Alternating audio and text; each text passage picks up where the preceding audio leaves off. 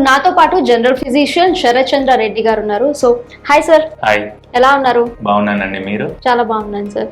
Sir, life style modification అనేది చాలా important. మీ దగ్గరకు వచ్చే పేషెంట్స్ కి లైఫ్ స్టైల్ మోడిఫికేషన్ ఎంత ఇంపార్టెంట్ అని ఎలా చెప్తారు?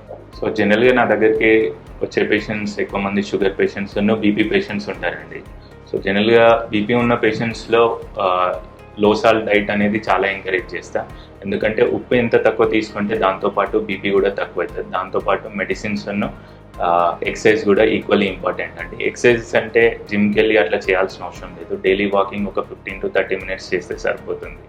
ఇంకా షుగర్ పేషెంట్స్కి అయితే మెయిన్గా ఎక్కువ ఆయిలీ ఫుడ్స్ రిస్ట్రిక్షన్, దాంతోపాటు కార్బోహైడ్రేట్స్ తక్కువ చేసుకోవడం. అంటే రైస్ మనము 2 పూట్ల తినే బదులు 1 పూట తక్కువ తినడం బెటర్ అని ఎంఫసిస్ చేస్తారు. దాంతోపాటు షుగర్స్ కూడా ఈక్వల్లీ కట్ డౌన్ చేయాలి. బయట ఫుడ్స్ కూడా ఎక్కువ ఆయిల్ ఉన్న ఫుడ్స్, ఫ్రైడ్ ఫుడ్స్ కానీ బిర్యానీస్ కానీ ఇవన్నీ తక్కువ చేయమని చెప్తా.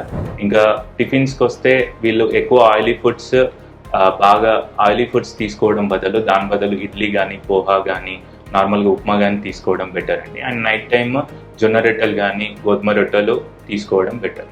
సో దీంతో వాళ్ళకి మెడిసిన్స్తో పాటు ఈ ఫుడ్ను ఎక్సర్సైజ్ తోటి కూడా షుగర్ బీపీ అనేది యాక్యురేట్గా కంట్రోల్ ఉంటుందండి. దాంతో పాటు కొలెస్ట్రాల్ కూడా కంట్రోల్ ఉంటుంది.